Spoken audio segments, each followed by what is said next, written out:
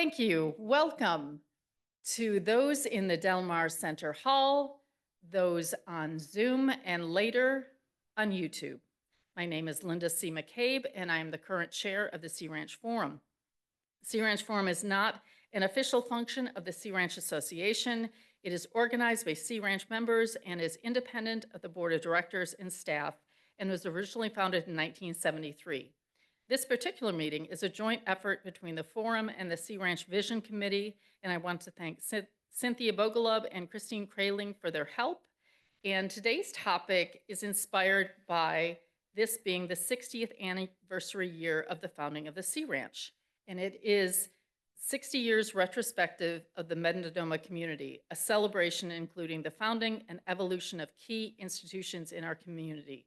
We will be hearing Thank you. We will be hearing from 9 different spokespeople from these key institutions of our community. Each one will be giving a 10-minute presentation, and we will be going in a mostly chronological order. So please hold any questions you have until the end. Many of them also have displays at the back of the room in case you would like to learn more about them and how you can help support these vital organizations. Thank you. And next up is Bronwyn Golly, Operations Captain of Coast Life Support District. I went on your website to find your title, and so I didn't verify with you ahead of time. So go ahead, give your true title now. Thank you. Thank you. Good afternoon. My name is Bronwyn Golly, and I'm the Emergency Medical Services Chief for Coast Life Support District. Thank you to the Sea Ranch Forum for inviting us to attend. I think we do have slides, though they're not near as in order as anyone else's. Yeah. Bring the microphone closer to you. Coast Life Support District, or commonly referred to as CLSD, is the largest special district in our area. We cover from north of Irish Beach to south of Fort Ross and inland about 17 miles, roughly 180 square miles. 850 square miles. CLSD was established in 1986 with the enabling legislation in Assembly Bill 4227. This bill created the district to provide emergency medical services, including emergency ambulance and life support services, and certain other health services to a specific area within Sonoma and Mendocino counties. The establishment of CLSD was incredibly forward-thinking by members of the community, given that the small size of the communities that were being served by it and the remoteness of the area. Imagine in the 1980s, the joint effort between community members from Point Arena, Gualala, and the Sea Ranch identifying a need for an ambulance on the coast and taking the steps to not only create a district through state legislation, but to make it by county. As if that wasn't feat enough, these community members also realized that this new district must be capable of advanced life support with both paramedics and EMTs because of our distance from regional hospitals. I will talk more about advanced life support in a minute. Next slide. But first, I'd like to give you some background on me. I was born and raised in Point Arena. When I was growing up, before CLSD was created, the 911 system consisted of the local volunteer fire department, and as Janice mentioned, our ambulance service doubled as the Hearst. Yes, the ambulance and the mortuary services were a single company. Let that sink in for a minute. The community members who created Coast Life Support were also able to identify that our new ambulance service needed to be separate from the local volunteer fire departments in order to support all the different areas of our greater community, which are in both Mendocino and Sonoma counties.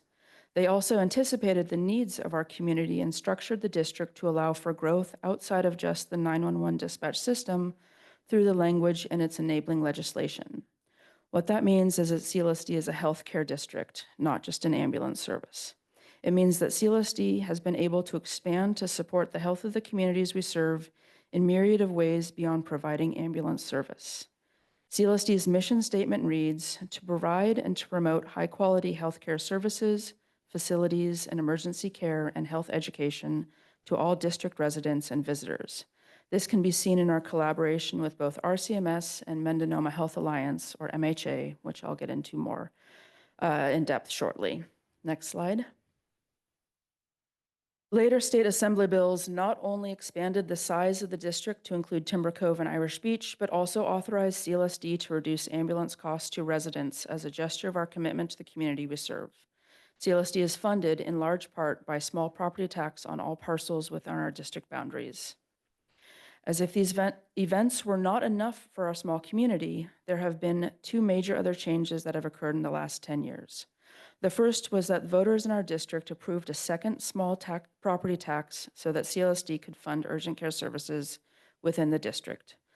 RCMS is the hired contractor for our urgent care, and most recently, the voters recognized the importance of our ambulance service and the new need for two 24/7 ambulances to staff a paramedic and an EMT, and so they voted to approve a small increase on the EMS property tax. This is what funds having two fully staffed ambulances.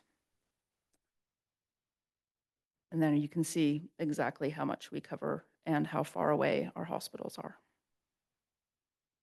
CLSD is the only ALS advanced life support ambulance between Guerneville, Bodega Bay, Fort Bragg, and Ukiah. Hours in any direction. And our transport times are some of the longest in the state. Because of that, the Local Emergency Services Authority, or LEMSA, which regulates all 911 dispatches in Mendocino and Sonoma counties, created treatment protocols just for us. These special treatment protocols support our paramedics and EMTs by allowing them to provide an increased level of care during our extra long transport times in the ambulance. Most protocols are written for urban transport times of 10 to 15 minutes from a scene to the hospital emergency department, but our transports are typically around 2 hours. So what is the difference between ALS and BLS? What are these terms and why do they matter? Next slide, please. BLS is basic life support and is often the first line of response. ALS is advanced life support and comes into play when more advanced care is required. While both provide life-saving techniques during an emergency, they have key differences, including the level of care, the training required, and the equipment used, and the treatment setting. For example, basic life support from EMTs focusing on giving immediate care at the scene in order to stabilize and support life functions through basic techniques like CPR, rescue breathing, and/or the use of an AED until help arrives. Advanced life support from paramedics, on the other hand, requires a higher level of care like advanced airway management, IV access, medication administration, and advanced cardiac life support. Basic life support is provided by EMTs or emergency medical technician. Their training allows them to perform basic, critical, life-saving interventions working to stabilize the patient before more advanced help arrives. EMT training takes over 180 hours, usually during a single semester course. Advanced life support, or paramedics, is the standard in California and in the United States for 911 dispatch ambulance response. Paramedics spend 18 months and over 1,200 hours of training before they are cleared to work in the field. CLSD's paramedics are authorized to use certain medications that urban ambulance services are not because of our longer transport times. One example is that CLSD saw a need for managing uncontrolled AFib during our long transports to the hospital. So we petitioned the state for approval to do that, and now our paramedics are authorized to give verapamil to patients who need it. Another drug is Pitocin, which is given as a life-saving medication that we're authorized to give for uncontrolled bleeding after birth. Neither of these medications are usually used by paramedics in urban areas. In this way, CLSD saw a need in our community and worked to find a way to meet that need. Next slide. Thank you. We can go back. For decades, CLSD staffed separate ambulances, one with only EMTs and one with an EMT plus paramedic team. But as our population has aged and demographics have changed, our patient data showed us that we need paramedics on every ambulance. So CLSD pivoted to the service model you experience today. Every ambulance has an EMT plus paramedic team on board. This gives our patients the best care available to get them to the hospital with the best outcomes. CLSD was only able to make this change possible because the voters in our district approved a small increase in our property tax. So CLSD has two 24/7 staffed advanced life support ambulances. They're staffed with a paramedic and an EMT on each rig. Our unit identifiers are Medic 120 and Medic 122. We also have a stocked third advanced life support ambulance that is available when we have staffing and the need to deploy it, known as Medic 124. And we also have a fourth ambulance that can function in our old model as a basic life support rig known as B121. I want to touch on some of the other areas CLSD works with before I finish with two medical cases that I feel are examples of the uniqueness of our area, the level of skill and the dedication of our crews, and the cooperation between CLSD and our fire departments. Recall that our district was formed through legislation that specified that CLSD is able to provide not only ambulance service, but also health education and healthcare services in a general sense. Besides 911 ambulance services, CLSD is a registered training center with both our local Emergency Services Agency and the American Heart Association. Through our training center, we teach national registry certified EMT classes. In fact, I took this class in January of 2005 and joined CLSD after completion. The majority of EMTs who have worked at CLSD came from these EMT classes. They also provide members of the fire departments a local option for EMT training, otherwise they would have to drive to either Santa Rosa or Ukiah. We offer public safety first aid classes, which is the minimum medical requirement training requirement for firefighters in California, again, so that we can support our cooperating agencies. And we offer all of the American Heart Association, CPR and AED, and first aid classes. We are the only American Heart Association approved training center on the coast between Santa Rosa and Ukiah. We also teach a non-certified first aid and medical awareness class called 9 Ways to Save a Life, which I imagine at least a few people in this room have taken. In fact, our CPR and community education lead, Goldie Pounds, just finished teaching 4 classes for the Posh Squash group. As I mentioned earlier, CLSD levies a small property tax to support and provide urgent care services within our district. When the first approval for urgent care came through, CLSD contracted with RCMS to provide this service and coordinated with them, along with the Local Emergency Services Authority and the State Department of Public Health, to approve RCMS as an approved receiving facility for our ambulances. RCMS is now one of the few, if not the only, approved urgent care facility in the state that can legally receive patients from an ambulance. The contract with RCMS to continue urgent care services was recently renewed for another 5 years. When the initial urgent care program partnership between RCMS and CLSD ended in 2009, both agencies collaborated on how best to provide healthcare on the coast. Consultants were hired, reviews were done, and the end result was that an outside collaboration was needed. All of this work led to the formation of what is now Mendonoma Health Alliance, or MHA, as a partnership between CLSD, RCMS, and Providence and Santa Rosa, at the time called St. Joseph's, providing the backbone to continue looking at healthcare on the coast. The Mendonoma boundaries were based on the response boundaries of Coast Life Support. CLSD still maintains 2 seats on the MHA board and has helped coordinate the formation of the mobile clinic and other areas where there's overlap between emergency medical services and MHA activities.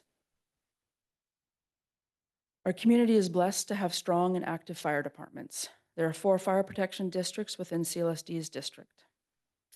Redwood Coast Fire Department, covering Irish Beach to Point Arena, South Coast Fire, covering Anchor Bay and Gualala, North Sonoma Coast Fire, covering the Sea Ranch, Annapolis, and Kashaya, and the Timber Cove Fire Department, covering their community into Fort Ross. These are all volunteer-based fire departments. CLSD works closely with all these agencies, not just on 911 calls, but through providing medical trainings and compliance support with EMS regulations. One area in particular that we provide annual training is of the cardiac arrest management, or CAM. CAM is how to manage a cardiac arrest in the pre-hospital setting. Think CPR plus other treatments to save a cardiac patient's life. It relies on coordination between all members of the resuscitation team, everyone understanding their role and the roles of the others around them.